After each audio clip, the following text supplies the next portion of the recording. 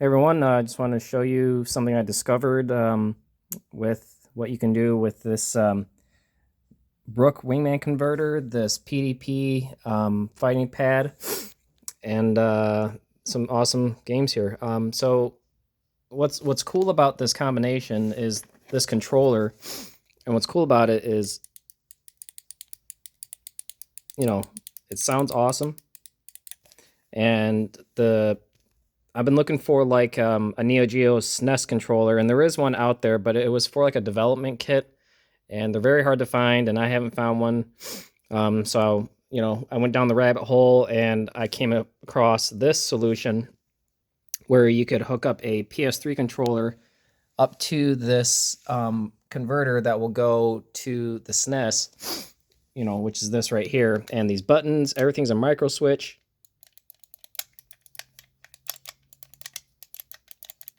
And what's also really nice is that this thing can do remapping. So, for example, if you don't on the Super Nintendo, there's only L1 and R1, but on this controller there's L2 and R2, which is mapped up top.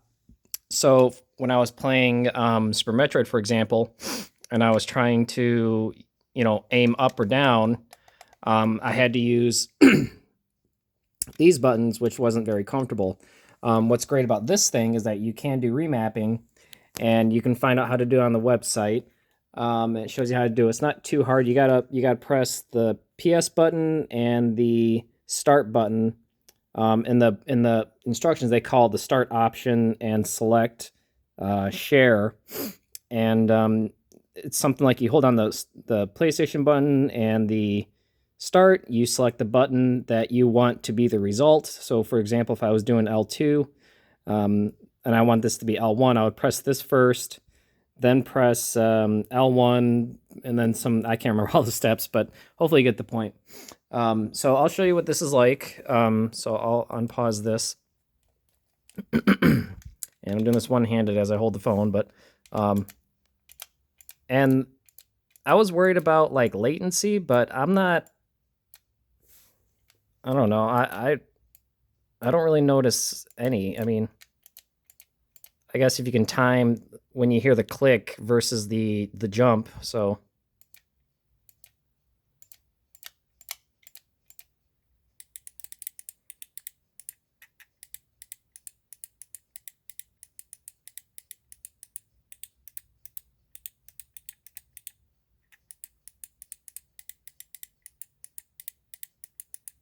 So I mean, that's really impressive. If you're able to notice the lag, then good for you. You have the eyes of a demon. I don't know, but I can't feel any kind of latency on this, and it's just fantastic. So yeah, I really recommend it. This is really cool. Ever since the Neo Geo Pocket Color, I fell in love with this kind of D-pad. I think that handheld has like the best D-pad like ever, and I was so happy to find something out there that could replicate that. In terms of pricing, what's really great too is that this controller is like only like $18 at the time of this video, which is April 2024. I got off eBay for about actually I got this off Amazon for like 20 bucks. But I saw some people selling like a pack of 4 for $30 of these controllers. So I mean, they're going for really cheap right now. Word of note though, I had to do a couple things to this. They at the time when this control, remember this is PS3, when they made this controller, they put like some sort of a grip adhesive on the back, and then I guess over the years it just kind of melted. So mine was really sticky. It's not anymore, and what I had to do was take these screws off, take this cover off. Well, I guess you don't even have to do that, but it made it easier. So I got 90%, 91% alcohol, rubbing alcohol, and some pads, and I did like 4 or 5 passes on the back and everywhere just to get the sticky off, but it will work. It will come off, and it has, which is nice, but so that's annoying. That's something you'll have to do. Another thing I had to do was when I took this controller off, underneath there's like a gray plus cap for the for this, and I put some lubricant. Once you take that off, because I had to put some lubricant on the inside, and I had the squeaking that was happening on the lower right corner. You would hear it, and it was really bad. So, you know, I put some like foods. It doesn't have to be food safe, but I just put some lubricant in there, and I put the cap back on. You'll know what I'm talking about if you do this step. And you have to pinch it for it to come out. You have to pinch the top and the bottom. And there's 2 pins that should come loose, and the cap should come off. And then at the very bottom, I put some lubricant to help fight the squeak. I haven't heard it yet, but we'll see how long it lasts for. Hopefully a long time. What else to say about this? Yeah, I tested it on Gradius. That was cool. That was fun. F-Zero on Gundam Wing Endless Duel. That was really great on that. Maybe I guess I should show that really quick. So 1 second. My setup is a RetroTink 4K. I'm doing SCART to the TV. My TV is a 4K TV. When I play Japanese games, I use this thing, My Arcade.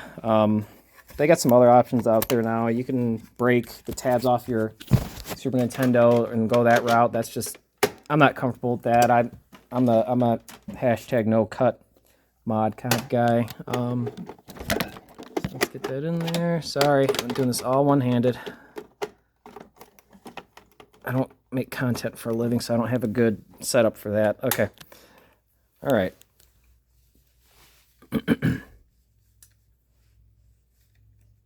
Okay. I don't have music on. I don't know what the copyright rules are. So I'll go ahead and have that going. And then I'll show the video. So I got my phone on the ground here. So I like Deathwing or Death Scythe.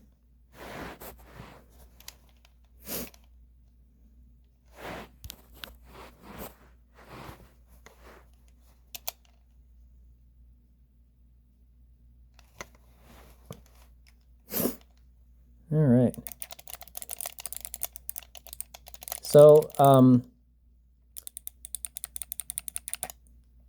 So really responsive. Death Scythe has a Dragon Punch 4 thing where he'll throw that. I mean, it's landing well. And then he also has a Dragon Uppercut. Yeah, that. So I think it runs really well too. So in terms of a fighting game, this is great. I saw some comments about this controller from a while ago where like the micro switches wore out.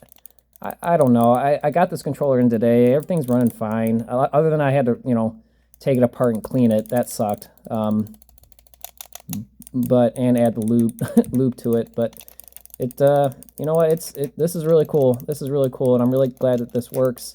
I'm really glad that the remapping works too. I was really worried about that because you know, playing platformers using these buttons isn't the best. It's better to use the shoulders, and that worked. So yeah, I don't know why I don't get notifications when people comment on my videos, but I haven't, and I'm sorry that I don't respond as quickly as I would like to. But if you want to see more examples with this controller, let me know, and then I guess I can post it. So. Trying to remember if there's anything I'm forgetting. Total cost for this isn't too bad. Like I said, the controller's like $20. And then this thing I think is like 40, so you're paying $60, but I mean, you can use all these other controllers on your Super Nintendo and Nintendo. So I think it's worth it. I mean, look what all these controllers accepts, and you know, Switch Pro, and it's also a wireless thing, and you know, I'm using PS3 right there, so yeah, I got, I mean, my impressions of this thing is awesome too, so I recommend this as well if you're, you know, SNES is your main machine. I guess that's all I can think of. It, you know, controller goes from that into the USB slot, and then it just goes up to here, and then, yeah, the latency is just incredible, and yeah, I guess that's all I can think of. So, yeah, any questions, leave down at the bottom, and yeah, have a good day.